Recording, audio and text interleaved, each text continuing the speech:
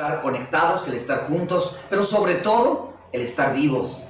Hoy es un momento de estar agradecidos, de tener una actitud de celebración, porque estamos vivos, porque respiramos, porque vemos, porque nos movemos, porque no hay un diagnóstico negativo en contra de nosotros. Y hoy todo se lo debemos al suministro de vida que proviene de arriba, proviene del Padre Celestial, proviene del Dios amoroso. Sea usted cordialmente bienvenido a esta primera sección de esta transmisión llamado Conectando con la Realidad. La realidad, muchas personas, como lo repetimos domingo tras domingo, como un mecanismo de defensa, las gentes se alejan de la realidad. Las gentes niegan la realidad. El esposo llega con el cuello de la camisa pintado de lápiz labial y lo ve, sabe qué significa eso, y hay muchas personas que deciden ignorar la realidad. No lo vi, porque ojos que ven, ojos que no ven, corazón que no siente. Es hacerse tonto, es negar algo que está sucediendo en la realidad. Dios es omnisciente, todo lo sabe. No hay una mente más poderosa que la mente de Cristo. Y en la mente de Cristo Él concibió un personaje, una función en la vida del ser humano. Los atalayas, los centinelas, los líderes, los supervisores. Un atalaya o un supervisor estaba posicionado en un lugar alto de la muralla o de los muros que protegían la ciudad, con la intención de ver anticipadamente cualquier peligro que pudiera poner en riesgo la integridad de los habitantes de la ciudad. Y la Escritura dice que si ese líder, ese atalaya, ese centinela, veía venir el peligro debido a la posición donde estaba, y él no sonaba la trompeta, no alertaba a los habitantes, lo que sucediera, Dios lo iba a responsabilizar. Sin embargo, también la ley divina dice, si el centinela, el líder, sonó la trompeta, advirtió oportunamente, pero los hijos, la familia, la iglesia, la sociedad, no hizo nada, no oyó y no hizo nada al respecto, él no es responsable de lo que le suceda a la gente, puesto que advirtió oportunamente y fue decisión de la gente no hacer nada al respecto. Como centinela, Dios pone centinelas en los hogares, Dios pone centinelas en las empresas, Dios pone centinelas en las iglesias, Dios pone centinelas en los municipios, en los estados, en las naciones. ¿Para qué? Para que debido a esa posición y debido a la información o al conocimiento que ellos adquieren, ellos puedan prevenir oportunamente a todas aquellas gentes que han confiado en ellos. Pero, ¿cuáles serían las consecuencias de que el centinela, por temor a quedar mal con la gente, por temor a lo que la gente diga, por el costo político que el centinela o el líder debe pagar al hacer un anuncio negativo a sus ciudadanos, a sus hijos, a sus ovejas? Bueno, muchos simplemente cierran la boca, no suenan la trompeta, no dicen lo que está por venir. Lo que está por venir no es mi idea, lo que está por venir yo no lo inventé, lo que está por venir a mí no me gusta, lo que está por venir a mí no me hace feliz, lo que está por venir según las Escrituras es un tiempo de vacas flacas, según las Escrituras son guerras y rumores de guerra. Lo que está por venir, según las Escrituras, son terremotos que van a zarandear las estructuras de la persona, del matrimonio, de la familia y de la sociedad. ¿Estamos de acuerdo? Ahora, es importante estar conscientes de lo que va a venir. ¿Para qué? Para, si sabemos, porque nos fue anunciado lo que va a venir, nuestro deber es prepararnos responsablemente para no sufrir daño cuando lo que va a venir llegue.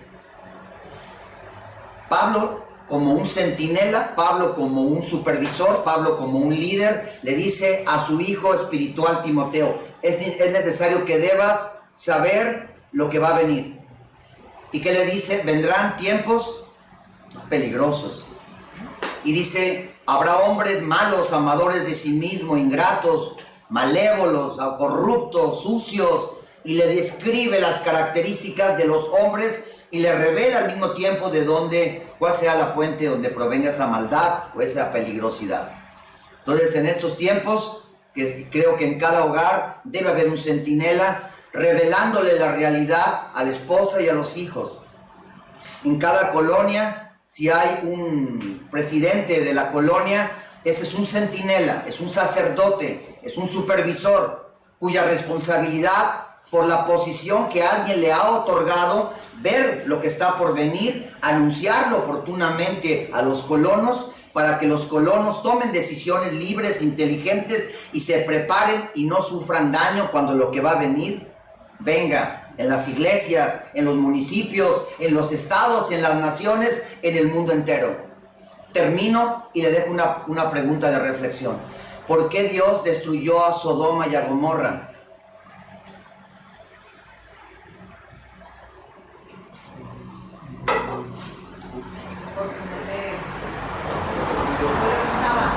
No le gustaba, pero ¿te acuerdas lo que dijo Dios en su palabra? Dijo, yo no haré nada que no le revele antes a mis siervos, los profetas.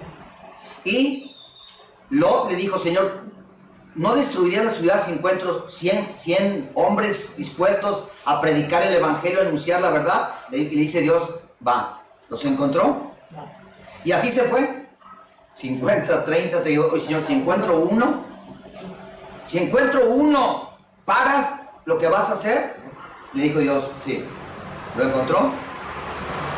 Y Ezequiel 22:30 dice Dios, busqué un hombre que me oyere y que anunciare oportunamente lo que voy a hacer. Y si yo lo encuentro, yo puedo detener el juicio. Hubo un lugar donde Dios detuvo el juicio, la destrucción sobre una nación que venía inminentemente. La respuesta es sí.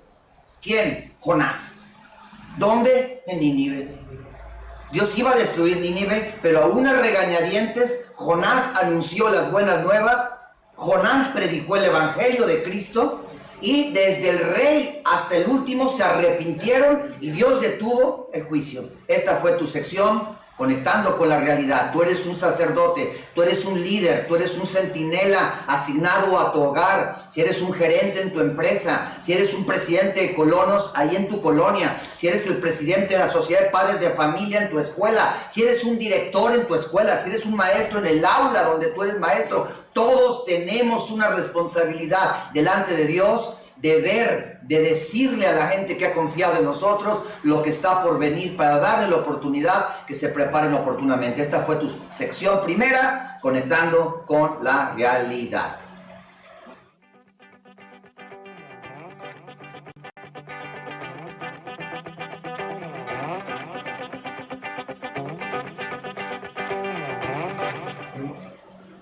Bueno, vamos ahora a nuestra segunda sección de esta preciosa mañana, que es una palabra profética. ¿Estamos de acuerdo? Estamos hablando de la fe. Yo hace muchos años, estando en Hawái, tenía un maestro que admiraba mucho en Hawái, y él, cada vez que llegaba, él decía, ¿qué fue lo que hablé la última clase? Y eso nos obligaba a todos a reflexionar. Y ya sabíamos nosotros que llegando ese maestro iba a preguntarnos por lo menos cuáles habían sido los tópicos de los cuales había hablado la clase anterior. Eso nos obligaba a llegar preparados, ¿sí? Para poder responder. ¿De qué estamos hablando hace 5 o 6 semanas? De un tema, de la fe. ¿Por qué estamos hablando de la fe? Porque es el lenguaje de Dios. Y porque si no hablamos el lenguaje de Dios, ni podremos entender lo que nos diga, ni Él entenderá lo que nosotros le digamos. Hoy hablaremos del propósito de la fe, ¿sí? Efesios capítulo 6, verso 16. Sobre todo, tomad el escudo de la fe, con el cual vas a poder apagar todos los dardos de fuego del maligno. No está diciendo que la fe es un escudo. Está diciendo que la fe es como un escudo. La Biblia y Jesucristo tomaban ejemplos, metáforas, alegorías, parábolas, para ejemplificar verdades espirituales inentendibles por la mente humana, ¿sí? Con esos ejemplos humanos y terrenales. Aquí en Efesios 6 dice que la fe no es un escudo, la fe actúa como si fuera un escudo. Entonces la fe es como un escudo. Ezequiel 22:30. ¿Qué le pasaría a un soldado en aquel tiempo, en el tiempo del Imperio Romano, que iba a la guerra con su casco, con su espada, pero no llevaba escudo? En una palabra, era total y absolutamente vulnerable. En las películas que usted y yo vemos, el FBI, la policía, el ejército, la marina, todos traen un chaleco que protege las partes esenciales, estratégicas. Ir a un lugar donde el peligro es alto es caminar por esta vida con un nivel alto de vulnerabilidad. ¿Estamos de acuerdo? Repita conmigo y grave eso: la fe es como un escudo. Si tú eres un hombre o tú eres una mujer de fe, entonces bajo la mente de Cristo, si tú eres un hombre de fe o una mujer de fe, tú eres como ¿qué? Como un escudo. Si el centinela o el líder o la cabeza en un hogar o en una iglesia o en una nación no es quien debiera ser, no es un hombre de fe, no es una mujer de fe, entonces esa nación, esa familia está desprotegida porque no tiene un escudo. Ezequiel 22:30, en la Nueva Traducción Viviente, dice Dios: busqué a alguien en Saturno, en Urano, en Neptuno, en Plutón. No, ¿dónde lo busca Dios? En la tierra, entre nosotros. Busqué a alguien que pudiera reconstruir la muralla de justicia que resguarda al país. Un país que no tiene una muralla de justicia es un país desprotegido, y un país desprotegido es un país vulnerable. ¿Qué es o qué significa una muralla de justicia? Entre mayor sea el nivel de corrupción existente en una nación, la justicia es un concepto, pero es inexistente. En Latinoamérica, en México, los niveles de corrupción son altísimos. No se requiere hacer un gran estudio, basta con tener lógica y sentido común. Las instituciones encargadas de administrar y de impartir justicias están altamente corrompidas. Entonces, ¿qué quiere decir? Que ese muro, el muro de justicia que está diseñado por Dios para resguardar a la ciudadanía, no está, porque la gente que debe estar no es una gente de fe. ¿Qué es la fe? La fe es como ¿qué es la fe? No es un escudo, es algo parecido a un escudo. Y Dios busca a alguien todos los días en cada familia para reconstruir esa muralla de justicia que es como un escudo que tiene el poder para resguardar. ¿Qué pensarías después de cuántos años tienes en el Evangelio? 22. ¿Qué pensarías que después de 20 años llegara un evento inesperado, como han llegado amigos a conocidos, la muerte de un hijo, la muerte, un diagnóstico terminal en tu vida? ¿Qué pensarías de Dios? ¿Qué ideas inevitablemente surgirían en tu cabeza? ¿Me equivoqué? ¿Jugué con el equipo equivocado? ¿Dios no es quien me dijeron que era? Pues dudas, ¿no? Pues como ser humano, ¿no? Sin embargo, Dios es inmutable. Dios es Dios, y al paso de los años y de los siglos y de los milenios, Dios sigue siendo Dios. El problema eres tú y el problema soy yo. Tú no eres inmutable. Los seres humanos hoy estamos con Dios, mañana, quién sabe. Los seres humanos hoy estamos en una ideología política y mañana, quién sabe. Nos vendemos al mejor postor. Hoy a tu lado está una persona que te juró amor eterno. Mañana, quién sabe, ¿sí? Ahora, ¿por qué digo esto? Porque Tú y yo hemos sido engañados por la religión.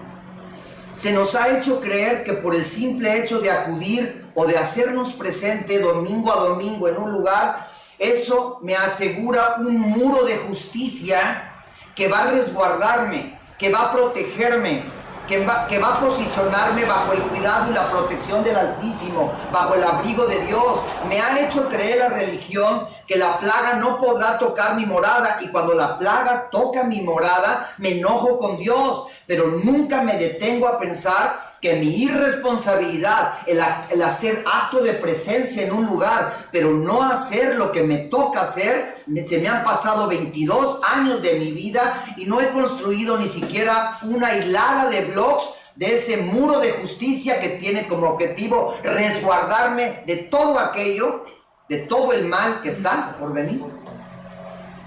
Ahora, ¿el mal que está por venir es un castigo de Dios? La respuesta es no.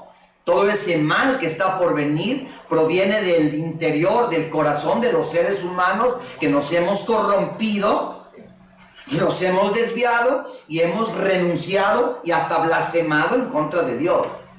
¿Estamos de acuerdo? El primer principio que quiero establecer en su cabeza es: desde el día en que recibiste a Jesucristo como tu Señor y Salvador, Dios te dio una sola tarea: empezar a construir ese escudo, ese muro de justicia que tiene como objetivo resguardarte a ti.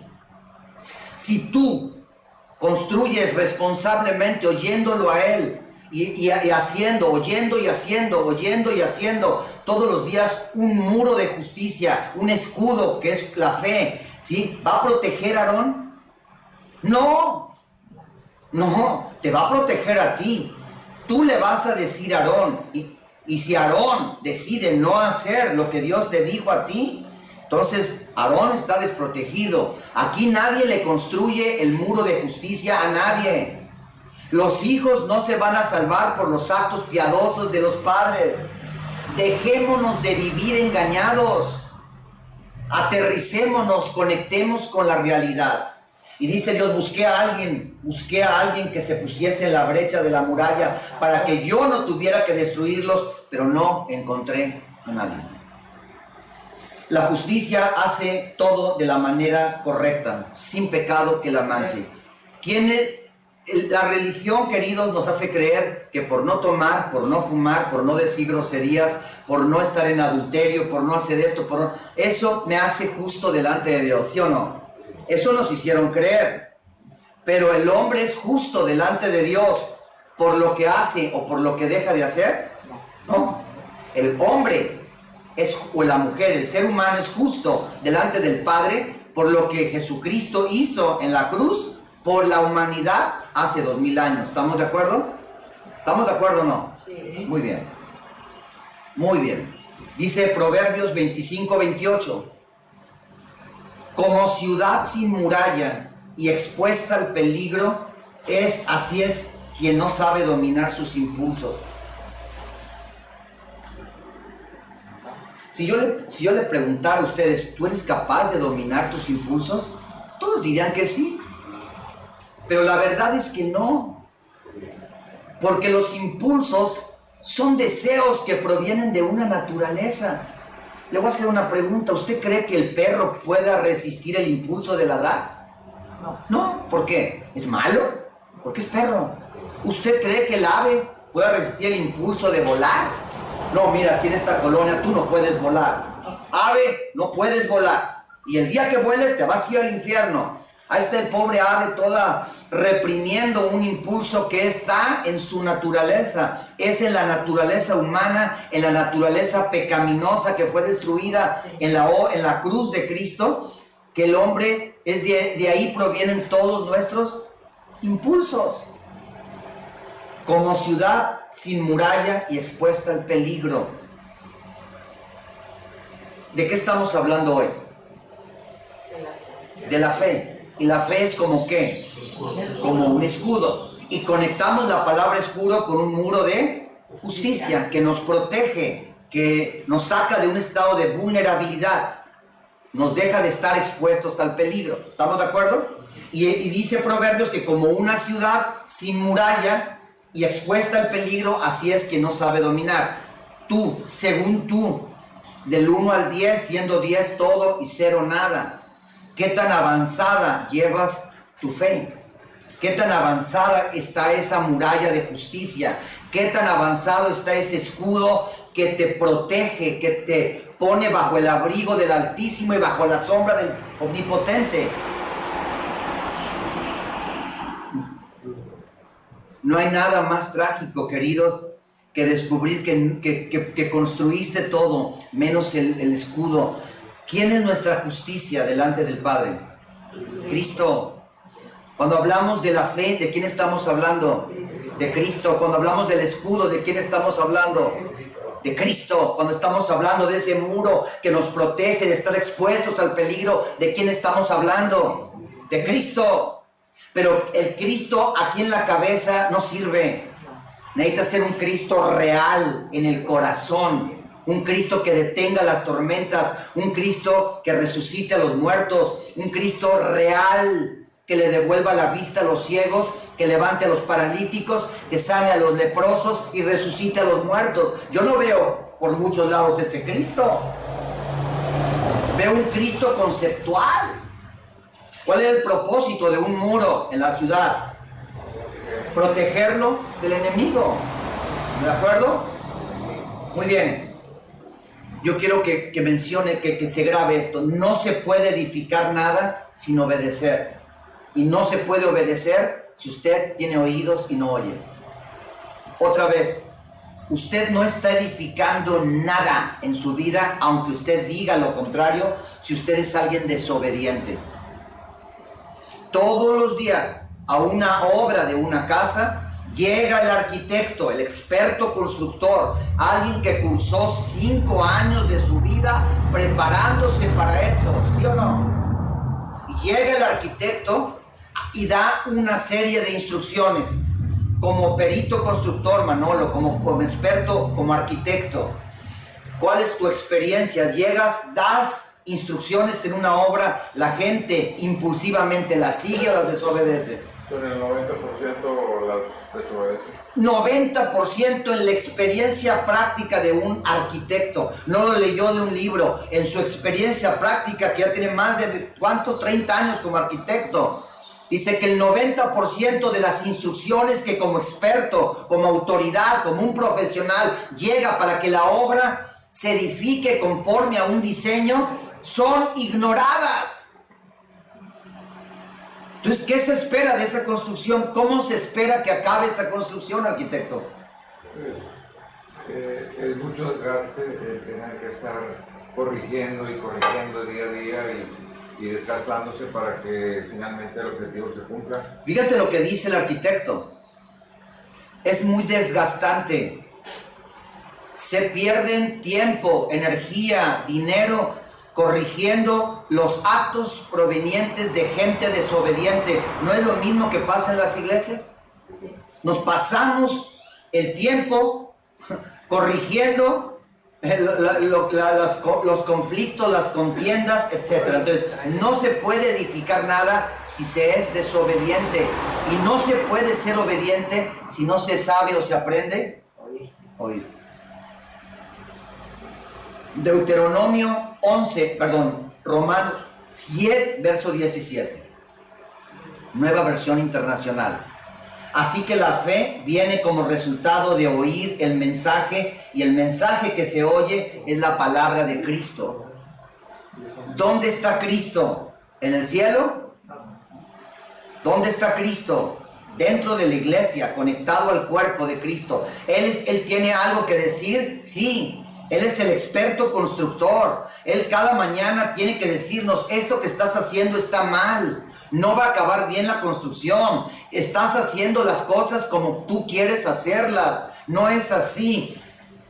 Según la experiencia en la construcción, ¿la gente obedece? La respuesta es no. ¿Qué porcentaje, Lupita, de la gente en una iglesia obedece la palabra predicada un domingo? La respuesta es no. Si queremos decir una, bueno, está bien, para no sentirnos tan mal. Pero la verdad es que nadie tiene el interés. Todos tenemos una agenda y no tenemos tiempo para oír la palabra de Cristo. No nos interesa lo que Cristo tiene que decirnos. No hay interés en mí en edificar el escudo que me protegerá de todo aquello que está por venir. Voy a hacer una pregunta. Después de los 7 años de vacas gordas, ¿qué iba a venir? 7 años. Dios le dio instrucciones a José de lo que se tenía que hacer para no sufrir daño en el tiempo de vacas flacas. Claro, le dio instrucciones, ¿sí? ¿Qué hubiera pasado si José hubiera desobedecido, no hubiera construido los graneros, no hubiera guardado las cosechas? ¿Qué hubiera pasado en los 7 años de vacas flacas? ¿Culpa de Dios? ¿De quién es culpa? Del que oyó y desobedeció. Porque oír y desobedecer me lleva a no edificar lo que Dios quiere que edifiquemos para no sufrir daño o pérdida. ¿Estamos de acuerdo? Muy bien. Deuteronomio 11, del 10 al 14.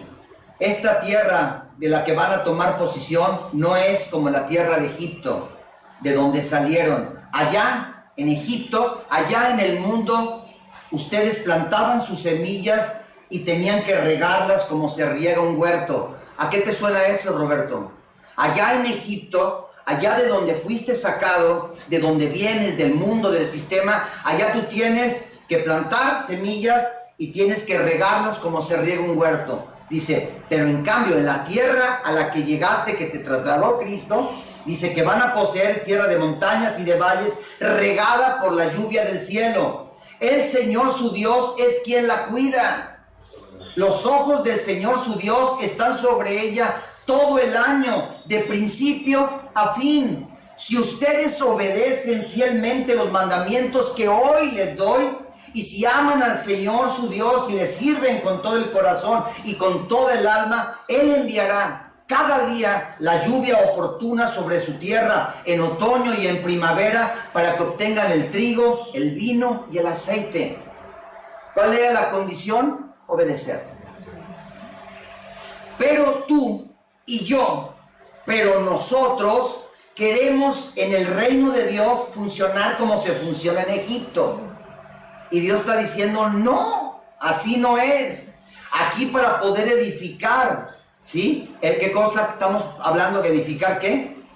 La fe. ¿Edificar qué? El muro. ¿Edificar qué? Un escudo. ¿Por qué es tan importante entender cuán prioritario es que construyamos esto? Porque eso está diseñado por Dios para protegernos, para que no caminemos expuestos en este mundo. ¿Sabía usted que arriba del 95% de lo que comemos, bebemos o respiramos es tóxico? ¿Es cancerígeno? ¿Por qué no debiera darte cáncer a ti? ¿Por qué? ¿Porque vienes aquí o vas a alguna iglesia o rezas o oras o sigues alguna fórmula? ¿Por qué no debería? ¿Por qué no? ¿Qué dice la cajetilla de cigarros? Fumar es causa de cáncer. ¿Por qué? ¿Por qué? Porque estamos protegidos por algo que no hacemos por su gracia, por la justicia no mía, sino por la justicia de Cristo. La palabra Shema en hebreo, Shema, S-H-E-M-A, significa escuchar, ¿sí? Significa hacer caso y responder con acciones a lo que has escuchado. ¿Qué espera Dios cuando le habla a alguien? Que alguien, si realmente escuchó Shema, responda no con un amén, responda no con un aleluya, responda, diga conmigo, con acciones. Son las acciones diarias las que transforman un proyecto arquitectónico en una realidad que la puedes tocar, que puedes vivir dentro de ella y que puedes resguardarte, ¿sí o no, Manolo? Sí. ¿Cuáles serían las consecuencias si Manolo fuera un Elías, un profeta para este tiempo y Dios le diera el plano arquitectónico para construir algo que nos va a salvar a todos los que le hagamos caso? Pero ese algo nos va a proteger del peligro, sí y solo sí Manolo logra, número 1, encontrar a alguien que le crea. Según Dios, en Ezequiel 22:30, no según tú. A mí tu opinión y la mía no sirven. La opinión de Dios. ¿Hay posibilidad de que Dios encuentre a alguien en la tierra que haga lo que Él quiere hacer? No. Dios dice, busqué a alguien en la tierra, busqué un hombre y no lo encontré. Vamos a suponer que Manolo encuentra a alguien. Después, ¿qué tiene que conseguir Manolo?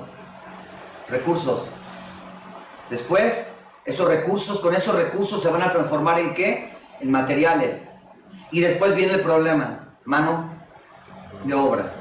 Si no tiene todo lo que acabo de mencionar, lo único que tiene Manolo y que Manolo le está prometiendo a la sociedad que le ha creído es un plano. Y el día que venga la lluvia torrencial, de nada te va a servir meterte abajo de esos planos o de ese CD donde está en AutoCAD el plano. Si ese plano no se convirtió en una casa, no nos vamos a resguardar de la lluvia. Solamente a través de la fe hacemos los proyectos de Dios realidad. Y cuando los proyectos de Dios son realidad, podemos introducirnos a ese proyecto, una casa, y podemos resguardarnos del calor, del frío, o de los ciclones, o de todo lo que esté pasando fuera del muro. ¿Qué significa escuchar para Dios? Para el ser humano, escuchar es estar aquí, ¿sí? Y simplemente poner atención, ¿sí o no? ¿Sí o no? Sin embargo, ¿qué significa escuchar para Dios? ¿Perdón? Responder con atención. No, primeramente es oír, oír con atención. Número dos, responder con acciones, ¿sí? Tú respondes con acciones a lo que Dios te habla, es pregunta. Ahora, voy a hacer una pregunta. Si, Lupita, si se descompone el refrigerador en tu casa y el supervisor, centinela, atalaya, ¿sí? Llega, se entera de que el refrigerador no sirve, está descompuesto y no hace nada, ¿es responsable? Él dice, yo no sé nada, a mí nadie me dijo que estaba responsable. ¿Sí? Puede decirlo, ¿no? Yo no sabía, yo no sé. Pero hay cosas que requieren sentido común. Si pasas por un lugar como en la parábola del buen samaritano y ves a alguien que ha caído en manos de los ladrones, ¿no será Dios hablándote, diciéndote, ayuda, SOS? ¿Sí o no? ¿Se escuchó una voz que le dijo al samaritano, ayúdame a este? No. ¿Pasó el sacerdote, pasó el levita, hicieron lo que debían hacer? No. ¿Sí? La respuesta es no. Hay muchas cosas que Dios te las ha repetido 100 veces y tú y yo no respondemos con acciones. El no responder con acciones es simplemente el no estar edificando el escudo, el ser una muralla, una ciudad sin muros, el estar expuesto al peligro. Y es como si te hicieran creer que por tener la triple vacuna estás ya libre, pero te inyectaron agua. Caminas tú seguro porque tienes un certificado que te dice que estás vacunado, pero no sabes que quien te vacunó te engañó inyectándote agua y no la vacuna. Edificar sin obedecer las reglas es igual a desobedecer. De 10 siendo 10, Manolo, siempre siendo 0 nunca. Cada vez que le da las instrucciones a un albañil, a un maestro, a un plomero, a un electricista, ¿cuántas veces no hacen las cosas como tú las mandaste, sino como a ellos les pega su regalada gana? 9. ¿Y en la iglesia hacemos las cosas como Dios manda? ¿O hacemos las cosas como yo quiero, como a mí me da mi regalada gana, como yo pienso que deben hacerse? ¿Cómo? Seamos honestos. De nada sirve un domingo y aleluya y amén. Sí, hermano, nos amamos. Cuando en el día a día, cuando edificamos, lo hacemos con nuestras propias reglas, con nuestros propios diseños. Primera de Corintios 3:10. Según la gracia que Dios me ha dado, yo como maestro constructor eché los cimientos y otro construye sobre ellos. Escuche, pero cada uno tenga cuidado de cómo construye. Yo te digo de parte de Dios, ten cuidado. Ten cuidado de qué estás construyendo, de cómo estás construyendo, de para quién estás construyendo y de con qué estás construyendo. Porque te puedes llevar tremenda respuesta cuando el diluvio venga. No estoy prediciendo que viene un diluvio como Noé y que va a subir el nivel del agua. Estoy diciendo, diluvio es cuando hay un exceso o una abundancia de algo, así lo define el diccionario. Hebreos 11:7. Noé confió en Dios. Noé le creyó a Dios. Noé era un hombre de fe. Y por eso, escuche, Noé confió en Dios. ¿Tú confías en Dios? ¿Confiamos en Dios? Aquí es bien fácil decir, no, yo sí, hermano, yo confío 100%. Pero el día de la prueba es cuando se revela dónde está tu confianza. Y es cuando se ve si nos movemos en la vida por el temor o por la fe. ¿Qué tanto confiamos en el Señor?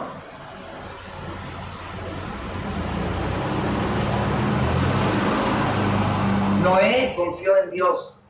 ¿La iglesia confía en Dios? La iglesia confía en su pastor, la iglesia confía en el apóstol, la iglesia confía en el profeta, la iglesia confía en el crucifijo, la iglesia confía en el santo, la iglesia confía en la procesión, la iglesia confía en las mandas, la iglesia confía en un sinnúmero de cosas, menos Noé confió en Dios.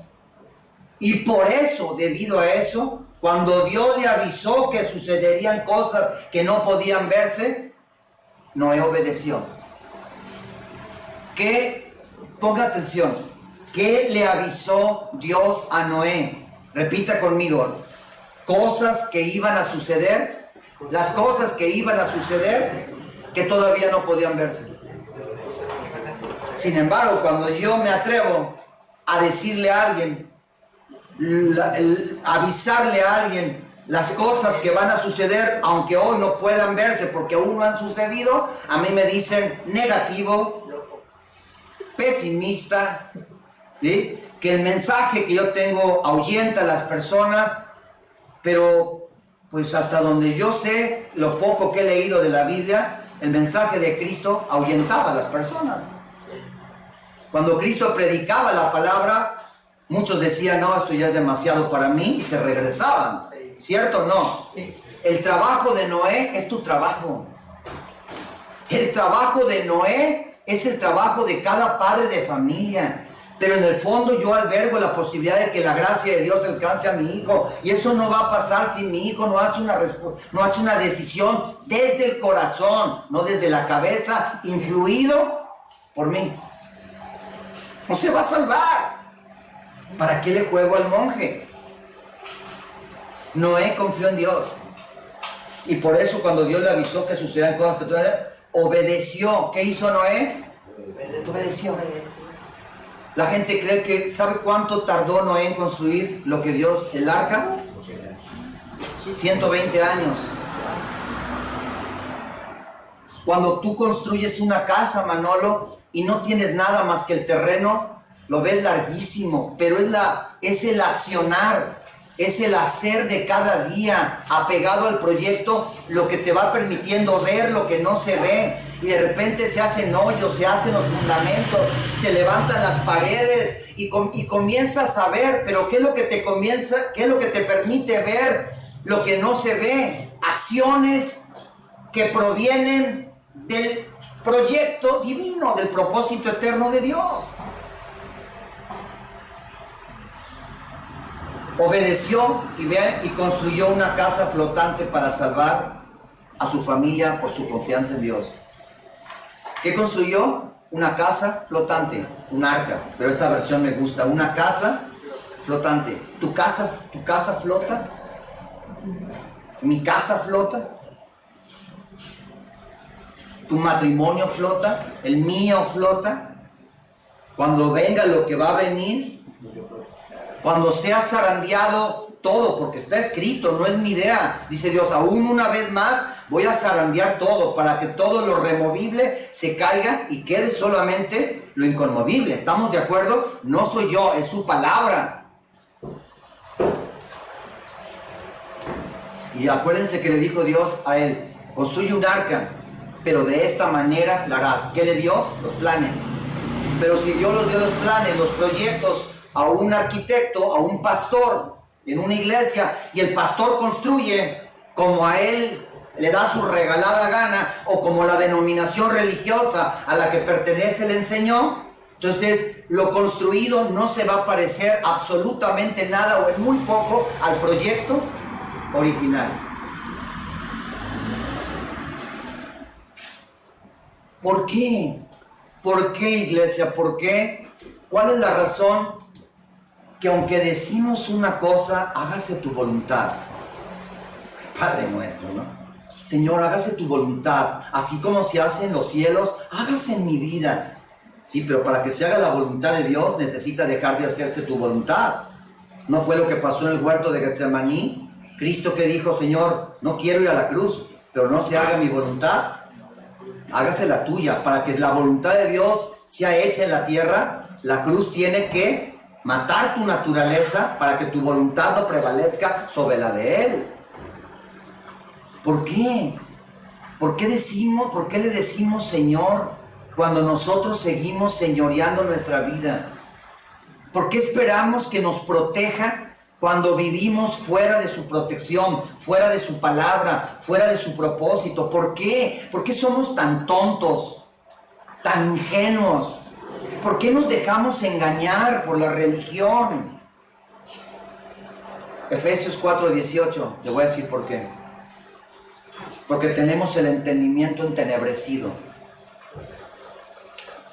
¿Qué significa? ¿Qué significa tener el entendimiento entenebrecido? Significa tener la mente embotada. Una mente embotada es una mente sin entendimiento. Hay gente que oye, pero no entiende lo que oye. Si yo le hablara hoy en alemán, usted escucharía, mas no entendería lo que yo quiero decirle. ¿De qué sirve que usted escuchó? La respuesta es de nada. Le voy a hacer una pregunta. Si usted y yo no hablamos el mismo lenguaje y su vida depende de la instrucción que yo le voy a dar, de eso depende de que usted se salve, ¿sí? Y usted no habla el mismo lenguaje, lo que yo le diga, usted lo va a escuchar, pero si no lo entiende, usted no puede obedecerlo. Y si usted no lo obedece, usted no se va a salvar. Es sencillo. Diga conmigo, mente embotada. Mente embotada. Fíjese bien, en términos médicos, y me gustó esto va para ti, Roberto, hoy.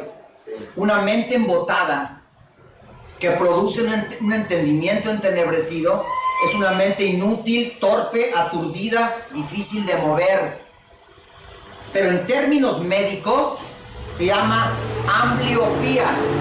Amblio, con B grande, ambliopía. Ambliopía es la pérdida de la capacidad para ver claramente a través de un ojo. ¿Crees que llegué, Roberto, a esto por casualidad? ¿Crees que te pasó a ti lo que te pasó por casualidad? Dios escoge hombres y mujeres, pero no niños. No niños que no aguantan nada, no niños gritones, dramáticos y emocionales. Dios escoge hombres. Hombres con un calibre. Hombres que aunque sean zarandeadas sus vidas, dicen, aquí estoy. Si yo necesito ser un pizarrón donde tú escribas tu revelación, heme aquí, Señor. Yo te digo, hoy Roberto, tú eres un pizarrón donde Dios escribió algo que quería que nosotros entendiéramos. Una mente entenebrecida, un entendimiento entenebrecido es producido por una mente embotada. ¿Qué es una mente embotada? Torpe, inútil, difícil de mover. En términos médicos, ambliopía. Pérdida de la capacidad de ver a través de un ojo. Te quedas, cuando pierdes un ojo, ¿cómo te quedas? Medio ciego. Tuerto. Sí. Mal. No te quedas ciego, no es cierto. Ciego es para definir cuando pierdes los dos. Te quedas tuerto. Es una visión, vía conmigo, parcial. Se le llama ojo perezoso en términos médicos. Y es la causa más común de problemas de visión en los niños. ¿En quién? ¿Dónde sucede el ojo perezoso o cuando se ve parcialmente? En los niños.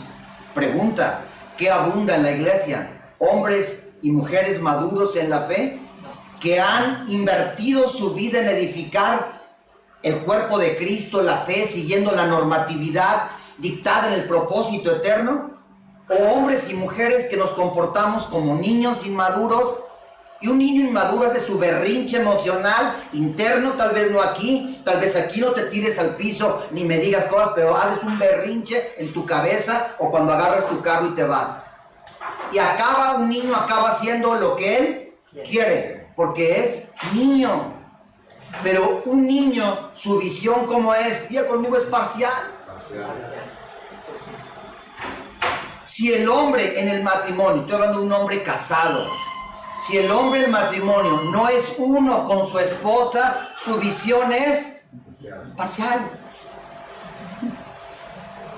La visión del cuerpo de Cristo requiere madurez, porque si no hay madurez y lo que prolifera son niños y niñas espirituales, nuestra visión será una visión parcial. ¿Qué es fe? Ver todo desde la perspectiva de Dios. Una visión parcial es ver a medias como Dios ve y a medias como yo veo. Eso va a acabar mal. Voy a empezar un concepto y espero terminarlo. La predicación de hoy se llama el propósito de la fe. La fe no es un escudo, la fe es como un escudo diseñado por Dios para protegerme, para que yo camine por esta vida sin posibilidad o sin riesgo que lo que le pasa a todos me pase a mí. A través de la fe yo puedo habitar al abrigo del Altísimo y tener la certeza de morar bajo el cuidado del Omnipotente. Con la fe, si he edificado la fe, yo voy a poder ver caer 1000 a un lado y 10,000 al otro y yo seguir de pie. Sí y solo sí, a través de acciones pequeñas, ordinarias del día a día, yo me he comprometido con Dios a oír su palabra y a responder con acciones, aunque pequeñas, pero que van a construir a través de 20 años, de 22 años o de 120 años, como fue en el caso de Noé, a construir una casa flotante donde mi familia pueda salvarse. La fe, mucho de la fe se explicó en el Nuevo Testamento. De hecho, en las iglesias usamos Hebreos capítulo 12 para explicar lo que es la fe. La fe, la palabra fe, el Nuevo Testamento fue escrito en griego. Pero los griegos era una filosofía politeísta, humanista, y mucho de la interpretación que en ese tiempo los nuevos creyentes le daban, ellos tenían día conmigo una visión parcial. Parte influida por la filosofía griega, parte por el Torá o por la palabra de Dios o por el Evangelio de Cristo. ¿Cómo era su visión? Parcial. ¿Cómo es la visión de la iglesia en cuanto a la fe, siendo un asunto tan importante? Parcial. Ahora, según el hebreo y según el Viejo Testamento, ¿sí?, la fe no se define como la palabra pistis. Pistis es en griego, pero en hebreo es la palabra emuná. Emuná. E-M-U-N-A-H. Emuná. ¿Sí? Ahora, ¿a quién se le conoce como el padre de la fe? ¿A Noé? ¿A Noé? ¿A Pablo? ¿A Pedro? ¿A Juan? Abraham. ¿Y Abraham apareció en el Nuevo Testamento? ¿Dónde apareció Abraham? En el Antiguo. Entonces, ¿creen que sería importante, si él es el padre, donde empezó todo el tema de la fe, el padre de la fe, sería importante revisar en el hebreo en el entendimiento hebreo, judío, ¿qué significa fe? ¿Es importante? Claro, claro que es importante. La fe emuná, así le voy a llamar. Le voy a llamar la fe emuná y la fe pistis. La fe pistis es la fe entendida como creer, como confiar en el Nuevo Testamento. La fe emuná, número uno, es una palabra hebrea, emuná. Número uno, la fe es algo seguro. Dos, la fe es algo establecido y fiel. Tres, la fe es algo o alguien en el que podemos confiar. Cuatro, es algo o alguien que creemos que es verdad. Eso es la fe emuná. Para entender, ¿sí?, ¿qué es la fe? Dice, las manos de Moisés se cansaron, así que ellos cogieron una piedra y la pusieron debajo de él. ¿Dónde la pusieron la piedra? Y él se sentó sobre ella. Aarón y Hur sostenían sus manos, uno por un lado y el otro por el otro. Así sus manos se quedaron firmes hasta que se puso el sol. Entendamos, queridos hermanos, qué significa esperar o aguantar o soportar hasta que se ponga el sol, hasta que aparezca el sol de justicia, que es Cristo, la respuesta, hasta que venga Cristo caminando por las aguas a rescatarme porque me estoy hundiendo. ¿Sí? O sea, ¿qué necesitó Moisés para poder esperar hasta que el sol apareciera? Que sus manos, que sus brazos estuvieran firmes. Bueno, esa palabra firmes es la palabra emuná. Si no tengo fe emuná, de la promesa a la realidad, pierdo la firmeza y entrego yo lo prometido. Y aunque soy dueño, aunque me pertenece la herencia, el no haber esperado, por no tener fe emuná, por no tener la firmeza de la fe, la sustancia de la fe, no pude esperar. ¿Qué le pasó a Saúl? Cuando Samuel le dijo, espera que yo llegue para ofrecer el sacrificio. ¿Qué hizo Saúl? No esperó. ¿Qué hizo Saúl? Actuó locamente, desobedeció. ¿Y cuando llegó el profeta que le dijo, locamente has hecho? A causa de lo que hiciste, acabas de perder el reino. No saber esperar, no esperar en Dios, a que lo prometido, a que la herencia en Cristo yo pueda disfrutarla, verla, palparla, celebrarla, olerla, verla, escucharla cerca de mí, en mi vida. Necesito saber esperar, y es la fe la que me mantiene firme, ¿sí?, mientras la herencia se hace una realidad, y como realidad yo la puedo disfrutar. ¿Estamos de acuerdo? Entonces, lo primero que tengo que dejar, y aquí lo voy cerrando, es que la fe emuná, nuestra fe, es en donde nos apoyamos. Es en donde nos apoyamos, ¿sí? Es lo que soporta a nuestras vidas. Una persona fiel que tiene fe es una persona que tiene una base de apoyo firme. ¿Por qué confías en la silla? ¿Por qué no tienes la desconfianza, el miedo, el temor que la silla o el soporte, ¿sí?, donde estás hoy sentado, va a colapsar y te vas a caer y te vas a desnucar? Porque tú la ves, la tocas, la ves, tu cerebro concluye, es una estructura firme, puedo confiar en ella, ¿sí? Pero si vieras una silla de paja, ¿sí?, o toda polillada, corrompida, debilitada, ¿te sentarías? No, porque es un soporte no confiable, es un soporte fiel, que es muy probable que al recibir el peso de tu vida no lo soporte y se venga abajo, y todo lo que se cae se rompe, se fractura, se hiere, ¿sí? ¿Estamos de acuerdo? Muy bien, muy bien. Ahora yo les voy a hacer una pregunta. ¿Realmente Jesucristo es nuestro soporte? ¿Realmente confiamos en Él?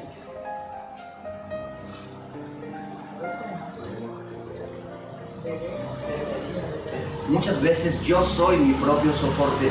La palabra que Dios me dio a mí hoy, domingo, fue: deja de poner tu confianza en las personas.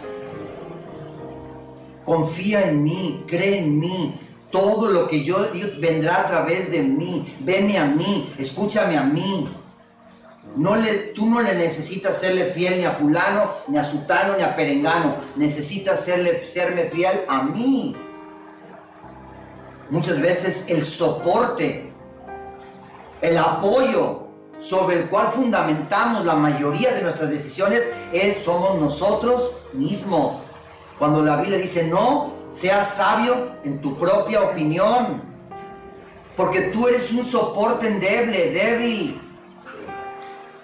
Y aunque digamos otra cosa, la radiografía de Dios, la perspectiva de Dios es luz, y la luz viene a través de una palabra para que un entendimiento entenebrecido pueda resplandecer la luz, y yo no tengo una mente embotada, yo pueda ver, no tengo un ojo perezoso, no esté tuerto, pueda ver no parcialmente, pueda ver totalmente y con claridad.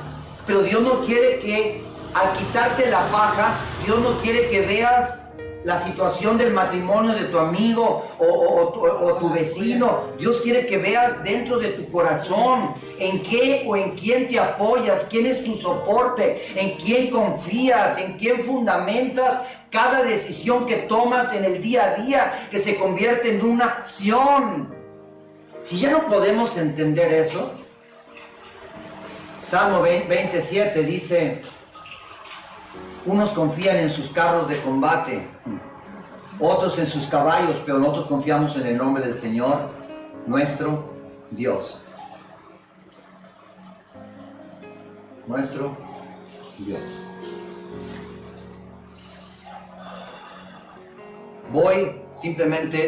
Tengo 3 definiciones, voy a darles solamente una y con esta cierro. La palabra emuná, que es fe en hebreo, voy a darles solamente la primera definición.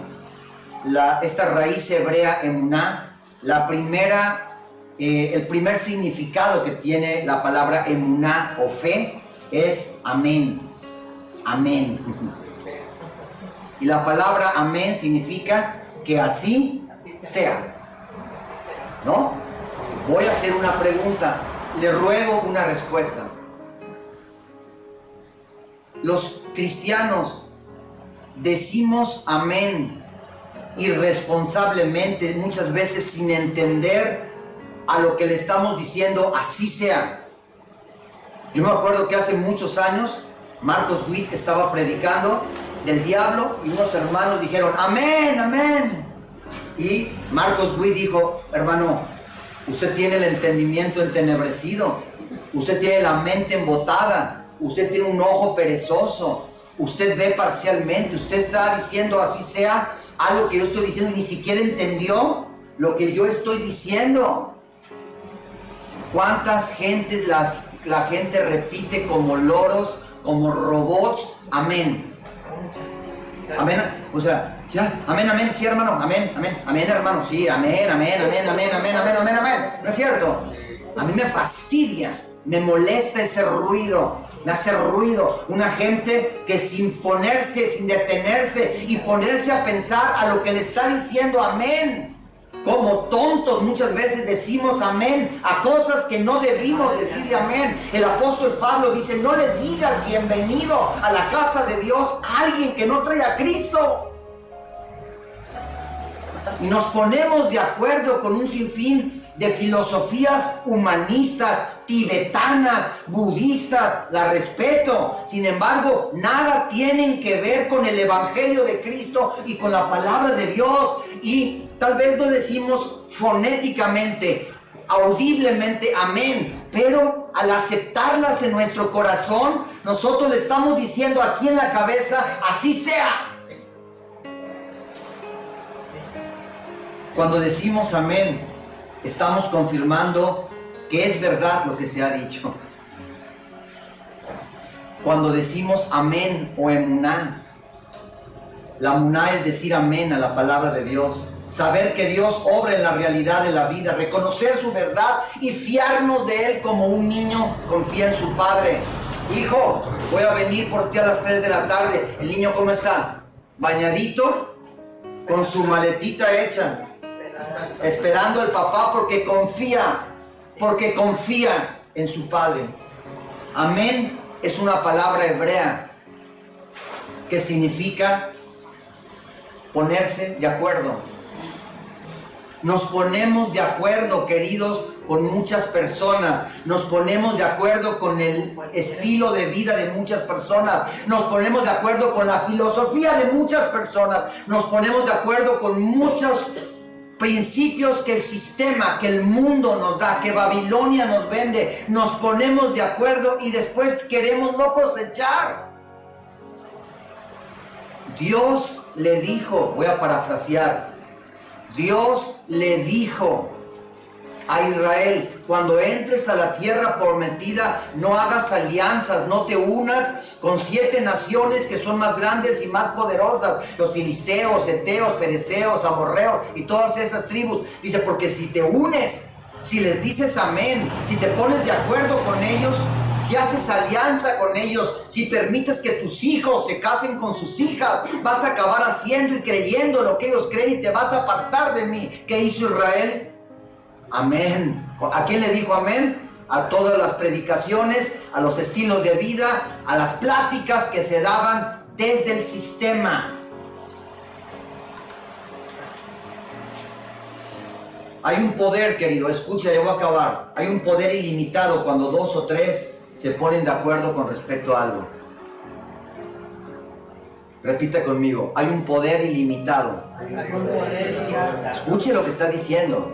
Hay un poder ilimitado, sin límites. Cuando 2 o 3, voy a hacer una pregunta. En la política o en las iglesias cristianas o en las familias se hacen subgrupos, ¿no es cierto?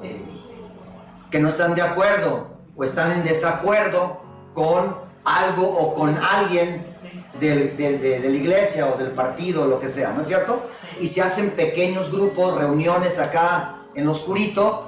¿Y qué hacen esas personas inconformes que están en desacuerdo? Ellos hacen sus propios acuerdos y eso va en contra del partido, va en contra de la iglesia, va en contra de la familia, porque todo reino dividido, toda división debilita, destruye, altera y corrompe. ¿No te gusta el partido? Vete. ¿No te gusta la iglesia? Vete. ¿No te gusta tu esposa? Vete. Pero lo que no se vale es que te pongas de acuerdo con otra mujer a sus espaldas. No se vale que a las espaldas de la iglesia hagas grupitos y te pongas de acuerdo y hables perversidades para lastimar a algo que con todos sus defectos está en el camino hacia la perfección. Me refiero al cuerpo de Cristo, que es la iglesia. Hay un poder ilimitado cuando 2 o 3 se ponen de acuerdo en algo. ¿Sabe cuándo nació el sistema o Babilonia? ¿Sabe cuándo? En la Torre de Babel. Y cuando los hombres eran como uno, se pusieron de acuerdo. ¿Sabes qué dijo Dios en el cielo? Cuando los hombres se ponen de acuerdo, más vale que baje y los confunda, porque no va a haber poder que los detenga. Es el poder del acuerdo. Proverbios 6:2, nueva traducción viviente. Si quedaste atrapado por el acuerdo que hiciste y estás enredado por tus palabras, si quedaste atrapado por el acuerdo que hiciste, ¿cuántas mujeres quedan atrapadas por un acuerdo nupcial? Quedan atrapadas en un ambiente de violencia, de maltrato, ¿no es cierto? ¿Cuántos hombres son destrozados por el adulterio porque quedaron atrapados por el acuerdo que hicieron? ¿Cuántas veces el padre le dice a la hija, no te cases con ese, y la hija hace un acuerdo con una persona que a legua se nota que no es una buena persona y se va a un infierno porque va caminando sin el escudo, sin protección, vulnerable, expuesto al peligro? Muchas veces quedamos atrapados en enfermedad, quedamos atrapados en cárceles con barrotes invisibles por los acuerdos que hicimos, por todo aquello a lo que mental o almáticamente le dijimos amén, estoy de acuerdo, sí es verdad. y no deberíamos haberlo hecho. Éxodo 34:15. No hagan ningún trato con la gente de ese territorio o acuerdo, porque ellos los invitarán a participar de sus cultos.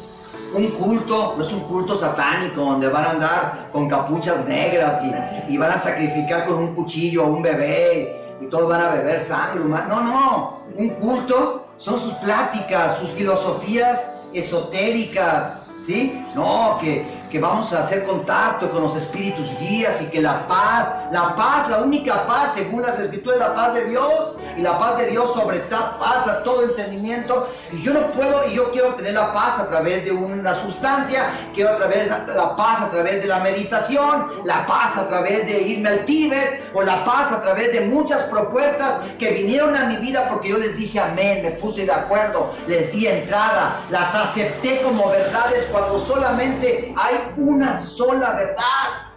No hay muchas verdades, hay una sola verdad. Termino. De niño, desde que naces, las personas nos moldean en base a lo que ellos creen, ¿sí o no? Nos moldean, nos formatean de acuerdo a lo que ellos creen que es correcto, es bueno, es malo. Y mucho de eso proviene de tradiciones o de falsas interpretaciones. Y no nos damos cuenta que al crecer, nuestra vida o nuestra felicidad gira alrededor de todo eso que alguien nos hizo creer acerca de nosotros mismos. ¿Cuántos padres le dicen, tú estás gorda, estás fea, tú no le vas a gustar a nadie, ¿quién se va a querer casar contigo?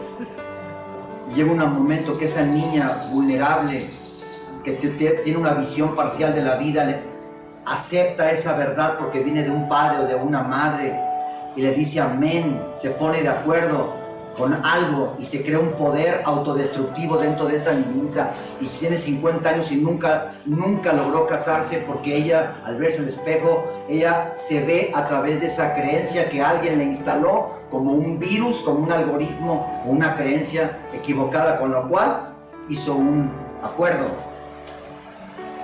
De niño no tuvimos la oportunidad de elegir qué creer y qué no creer, simplemente la única opción era estar de acuerdo, ¿no? Ya terminé. ¿Sabe qué quiere decir etimológicamente la palabra acordar o acuerdo? Unir los corazones. Eso es la palabra acordar. Por eso quedas preso. Porque no se une el alma, se unen los corazones. Por eso Pablo dijo, tengan mucho cuidado, porque todo aquel que se acuesta con una ramera que le dice amén a una mentira disfrazada de verdad, se hace uno con la ramera al unirse cuerpo a cuerpo. Cuando nosotros le decimos amén a una herejía, cuando nosotros nos ponemos de acuerdo con algo, con un criterio, principio, enseñanza que viene del humanismo, estamos uniendo, nuestro corazón se está uniendo, y así como el oro se une con otros materiales y se hace impuro, y después que Dios dice hay que pasar ese metal precioso que es el corazón, que es la fe, por el fuego para que suelte todo aquello con lo cual es impurezas con las cuales se unió, no queremos. ¿Estamos bien? ¿Qué significa emuná, la fe, emuná? Amén. ¿Qué significa amén? Ponerse de acuerdo, aceptar que algo o que alguien es verdadero. ¿Cuántas cosas hoy? Ya terminamos. Hoy tú te mueves en la vida, y cuando hablo te mueves, actúas basado en lo que tú crees que es verdad. Otra vez lo voy a decir, por favor, procéselo. Tú te mueves, te comportas día a día en tu casa, en tu trabajo, en donde te vayas, de acuerdo a lo que tú crees que es verdad, o todo aquello con lo que tú acordaste y lo elevaste al valor al absoluto de verdad para ti. ¿Estamos de acuerdo? Tú uniste ahora tu corazón, mi corazón, nuestro corazón, el corazón de la iglesia, ¿le pertenece a Dios? ¿Le pertenece a Cristo? ¿Qué sentirías como mujer que el corazón del esposo estuviera unido a muchas mujeres? Es que es amor, hermano. Son filosofías muchas veces humanistas, esotéricas, ¿sí? El amor es todo, hermano. El amor son los árboles, amar todo, la madre tierra, todo es amor, hermano. Mientras yo esté amando a las piedras, estoy amando hasta Dios. Yo puedo, no es justo, hermano, que todo el amor que Dios me ha dado se lo dé a una sola mujer. Entonces yo uno mi corazón con varias mujeres y como dijo Cristo, no necesito acostarme con una mujer para estar unido emocionalmente con ella. No necesito unirme con una práctica esotérica, humanista, herética y me tenga que poner un capuchón, ¿sí? Y ir a algo, a un monte raro y sacrificar un chivo. No. Nuestro corazón, queridos. Lea, te lo dejo de tarea. Lea el libro de Oseas. Oseas era un profeta y Dios le dijo, cásate con una prostituta, una ramera. Una ramera nadie la quiere. La quieren por lo que puede darles, ¿no? Es una transacción financiera, te da una lana a cambio de placer, es una ramera. Y al profeta Dios le dice, cásate con una ramera y ten hijos con ella. Y Dios le daba todo a la ramera, la tenía como reina, todo le daba, y la ramera creía por un engaño, creía que todas esas bendiciones venían de sus amantes y no de su esposo. Y nosotros creemos, porque nuestro corazón está unido con muchas cosas que no son Cristo. Creemos que toda la bendición viene de mi trabajo, viene de mi esfuerzo, viene de mi dedicación, viene de esto, viene de mis contactos, viene de aquí, viene de allá. ¿Neta? ¿En serio? Y Dios dice, amo tanto a fulano, amo tanto a Perengana, que tengo que meterlo al fuego. No porque quiera verlo sufrir. ¿Tú meterías a tu hija a una prueba tipo fuego? No, claro que no. ¿Y saben qué he oído últimamente? Que me asusta. Que el Dios del cielo no es un Dios malo que mete a nadie a pruebas. Que ya basta de predicar de un Dios malo. Dios no es malo, Dios es bueno. Pero no hay otra manera por el nivel de dureza del corazón. No hay otra manera que Dios le queda, no hay otro camino que Dios pueda usar para que todo aquello con lo cual nuestro corazón se unió y que delante de Él lo hace un corazón impuro, adúltero. No hay otra manera en que se suelten esas impurezas a menos de que sea sometido al oro y que de la misma manera como el oro por el fuego, todas esas impurezas se sueltan. Así también cuando somos quebrantados, se sueltan muchas cosas con las cuales indebidamente nos unimos. Así es que en esta preciosa mañana yo le pido en el nombre del Señor, con mucho temor reverente a Dios, que recapacite, cierre sus ojos, ahí en su casa, medite por un momento. Tal vez usted piense que camina por esta vida seguro, protegido, con un escudo que lo va a proteger de la peste, de los terremotos, de las guerras, de la enfermedad, de la violencia, de la corrupción, de la maldad, de todo lo que la Biblia dice que va a venir. Pero tal vez usted no ha edificado la fe emuná. Tal vez todo aquello en lo cual se apoya su vida parece ser Cristo, pero son simples conceptos. Yo le digo hoy, reciba a Jesucristo, pero no como un acto religioso. Decida por el Espíritu. Yo le ruego al Espíritu Santo que hoy nos haga entender que si caminamos esta vida sin Él, sin el apoyo, sin el apoyo, sin la cobertura, sin el escudo, sin la protección de Cristo, será prácticamente imposible sobrevivir. No hablo que le va a pasar algo, hablo de que no podremos salvarnos de lo que está por venir.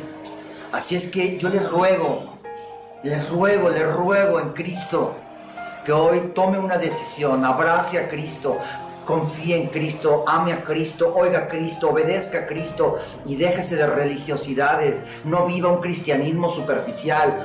Hoy entienda por el Espíritu que si usted todos los días no edifica ese escudo, esa fe, esa protección, ese muro, esa casa flotante, usted está expuesto, aunque la religión le haya hecho creer lo contrario. Hasta la próxima.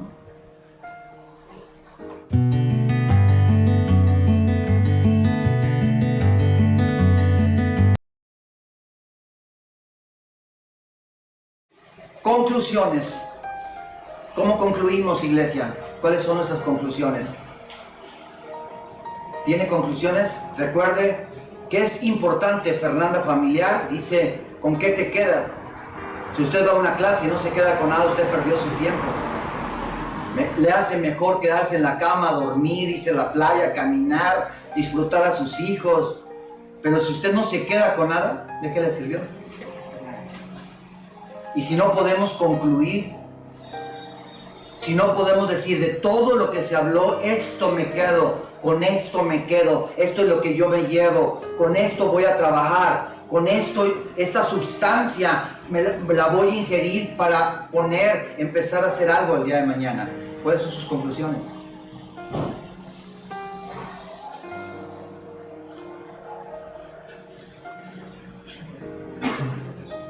Yo me llevo una pregunta y la pregunta es para mí.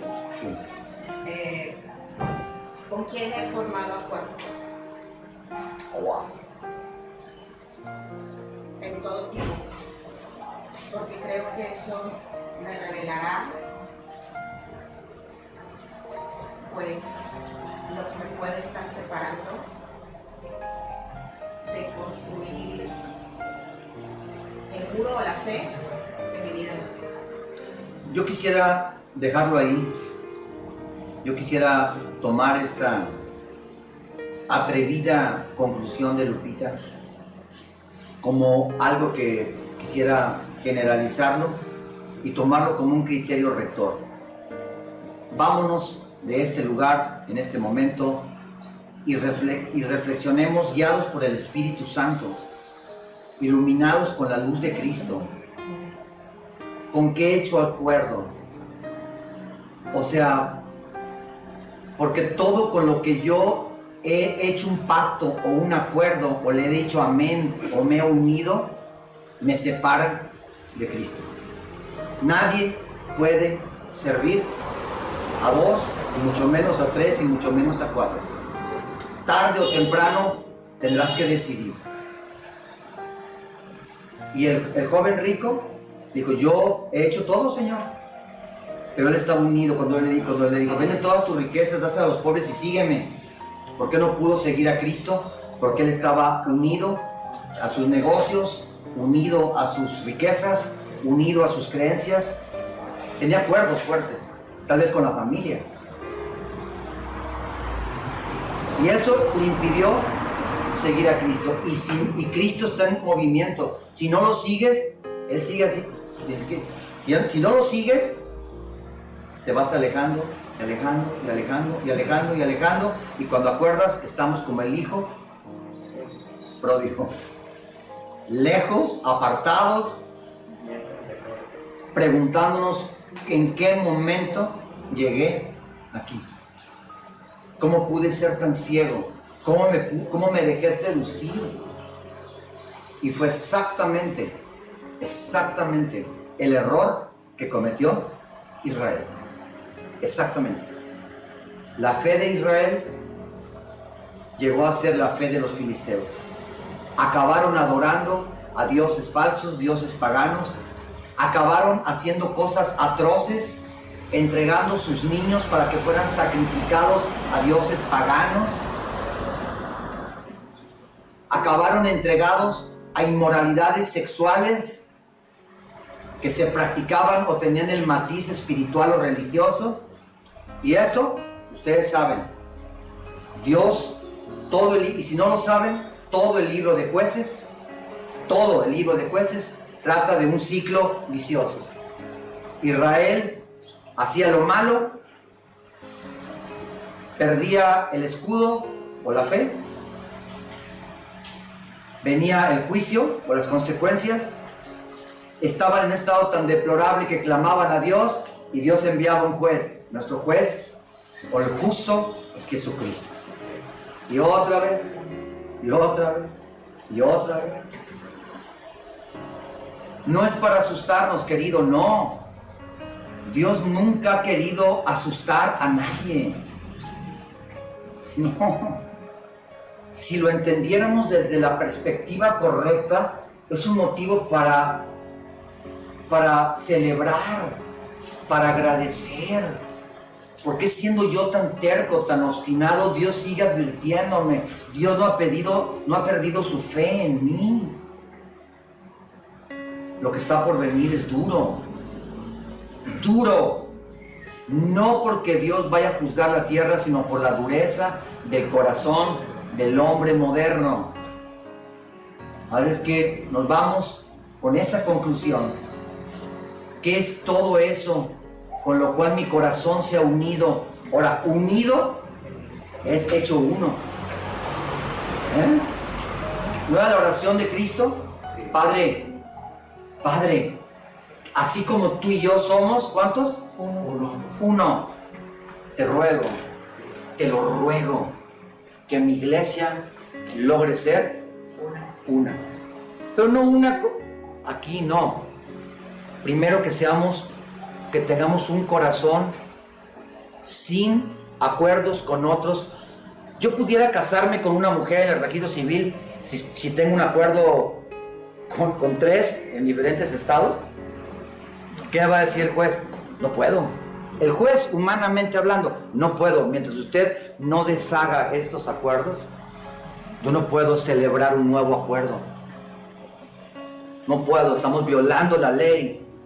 Y en una ocasión, en la iglesia, una pareja me dijo, Dios nos habló y me dijo que nos case usted, pastor. Y yo le dije a él, ¿ya te divorciaste? Me dijo, no, aún no, pero Dios me dijo que ya podía hacerlo. Le dije, no, estás equivocado.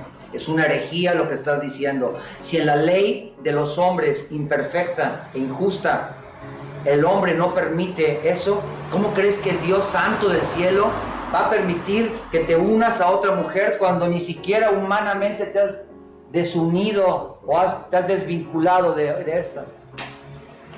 Ese es el nivel de un entendimiento entenebrecido provocado por una mente embocada, un ojo perezoso, ambliopía, un ver parcial, parte tierra, parte cielo. Gracias por esta aportación, Lupita, y yo les digo, yo lo voy a hacer, hagámoslo todo, no como un ejercicio espiritual, ¿sí? Y termino, ¿verdad? Falta tantito, Roberto. Dios nos pone pruebas. ¿Y hace cuánto tiempo? 2 meses. Hace 2 meses sucedió algo, un derrame en un ojo, ¿sí? Un derrame en un ojo, no en lo blanco, sino en la pupila, ¿sí? Un derrame. El derrame, como un lente, le impidió ver. Es decir, se quedó ciego de un ojo. Se quedó tuerto de un ojo. Tuerto, perdón, no de un ojo. Eso provoca mucho ruido en tu cabeza. ¿Y si me pasa en el otro? ¿Qué voy a hacer? ¿Cómo voy a trabajar? ¿Cómo voy a proteger a mi esposa? ¿Qué es esto? ¿Sí? No le dijo a nadie. Porque había una meta que él y yo habíamos planeado. Había que ir a México y él me iba a ayudar a quitar un departamento. No, ni a mí me dijo. Íbamos él y yo en el carro. No, yo no sabía nada. Ni su esposa, nadie sabíamos nada, pero no nos dijo porque sabía que que lo íbamos a decir, no, mejor lo cancelamos, y me ayudó. Trabajamos 4 días hasta las 2, 3 de la mañana sin cansar. ¿Qué se necesita? ¿Cuánta presión se necesita aplicar sobre alguien para que renunciemos, para que hablemos mal? Y yo le doy gracias a Dios. Y a lo que hablábamos Roberto y yo cuando estábamos trabajando aquí en la casa, decíamos, ¿cuál es el valor de un hombre delante de Dios o de una mujer? ¿Cuál es el grosor de un hombre? Yo ahorita ando quemado porque ayer me subí a hacer unas cosas y me quemé. Estuve 1 hora. Yo me puse a pensar, ¿y qué con la gente que tiene que estar 9 horas arriba en el sol?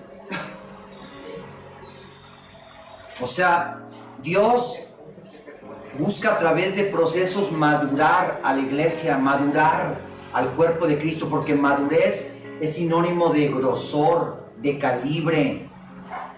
La cantidad de electricidad requiere un grosor del cable.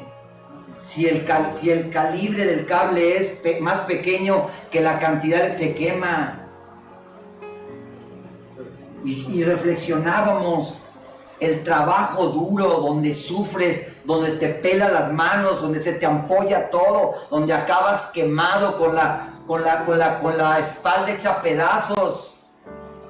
Se requiere madurez, se requiere compromiso, pero sobre todo se requiere fe.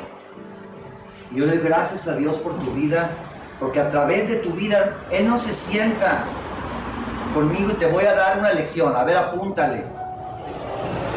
Su vida se convierte en una lección para mí.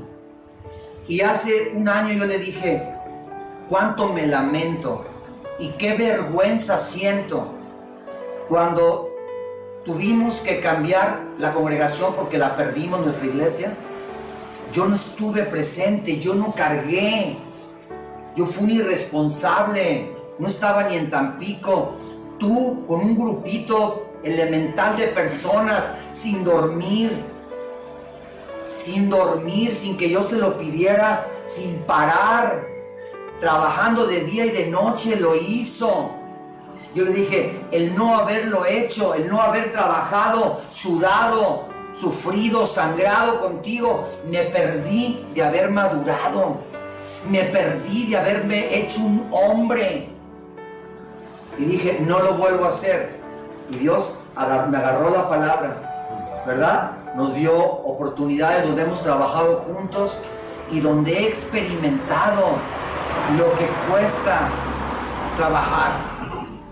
Y eso a un pastor nos abre la cabeza, porque un diezmo que trae un hombre o una mujer que trabaja 9 horas bajo el sol es algo que nos debe dar temor delante de Dios, de malversarlo o usarlo para algo indebido. Le doy gracias a Dios por tu vida, y así debe ser la vida de los hijos de Dios. Debemos convertirnos en cartas vivas, que la gente que está cerca de nosotros nos lea como libros escritos por el dedo de Dios. Gracias a Dios por tu vida, Roberto. Gracias. Bueno, nos despedimos en paz y vamos a levantar nuestros diezmos, nuestras ofrendas. Dios ama al dador alegre, y es el momento, queridos, de actuar por fe. El diezmo, la ofrenda, es un acto de fe. No diezme, no ofrende como usted quiera. El diezmo es el 10%, no le tengas miedo. Sopórtate en la palabra de Dios, no en los discursos que el miedo nos da. Vamos a diezmar y vamos a ofrendar. Aarón, vente, vamos a orar. Vamos a diezmar, vamos a orar. Vente a orar, Aaroncito. Vale.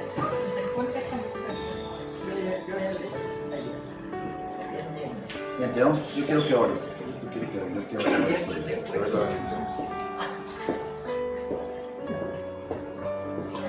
Ora. Padre,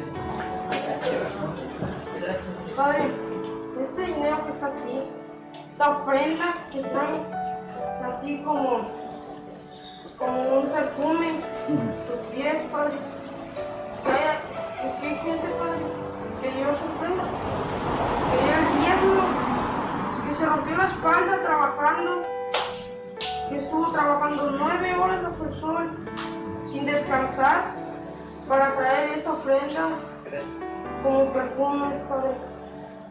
Que esta gente que está aquí, Padre, que te dio tu diezmo y tu ofrenda, cuídelos, Padre. Que su fe, Padre, no falle. Amén. Que no falte, Padre. Sí, que su fe no falte. Gracias, Padre. Amén. Ya cortamos, ¿verdad? ¿Qué? Muy buenos días, iglesia. Estamos aquí otra vez conectados. Estamos juntos nuevamente. Es un placer estar con ustedes. Es un placer servirle a nuestro Señor. Es un placer pertenecer al mismo cuerpo. Gracias a nuestro Dios que está en nuestras vidas a través de su Hijo, su Espíritu impartido en nosotros. Y es tiempo de alabanza, es tiempo de adorar a nuestro Dios, es tiempo de entregar nuestro corazón. Y yo te pido que me acompañes en este momento, que si quieres cantar, lo cantes. Si quieres cerrar tus ojos y orar al Señor, lo hagas. Este es el momento en el que podemos empezar a adentrarnos en la presencia que nos habita, el momento en que el Espíritu que ya nos ha sido impartido puede comenzar a dar testimonio a nuestro espíritu que somos sus hijos. Señor, te amamos, Padre. Esto es para ti con todo nuestro corazón, Señor.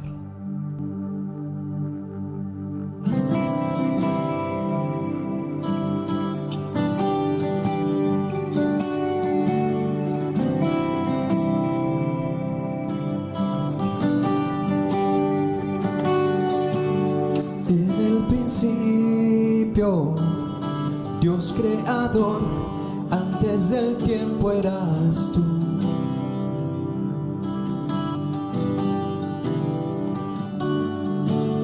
En las tinieblas tu voz se escuchó, con ella creaste la luz. Con solo hablar creaste las galaxias con tu voz, y tu aliento a los planetas formario. Si los cielos te adoran, yo también puedo ver tu corazón en la creación.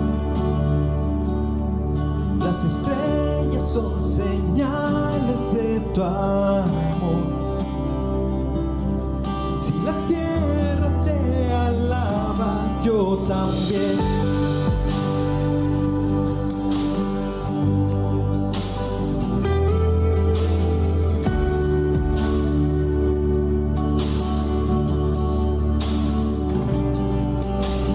Dios es promesa, tu palabra es fiel, tus dichos permanecerán.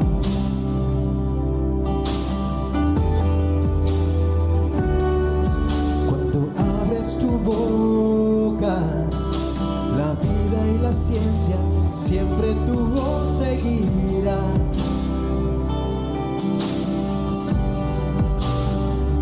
Con solo hablar le diste vida a todo alrededor. Creaste cada especie en su esplendor. Si ellos muestran quién tú eres, yo también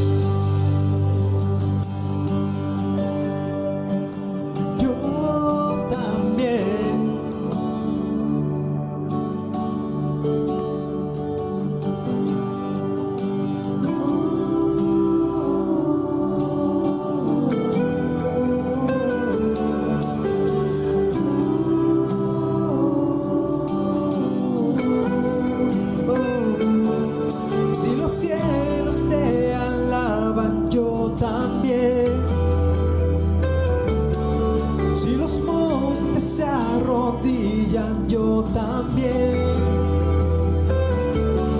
Si los mares se someten, yo también. Si todo fue creado para ti, yo también. Si los vientos te obedecen, yo también. Si las rocas te adoran, yo también. Y si aún me queda mucho que expresar, un millón de veces volveré a cantar.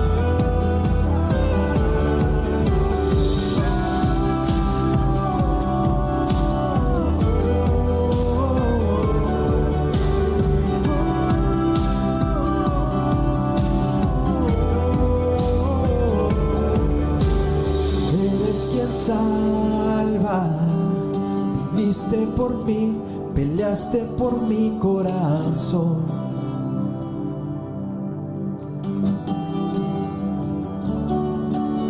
Allí en el Calvario, en la oscuridad, la luz de este mundo murió.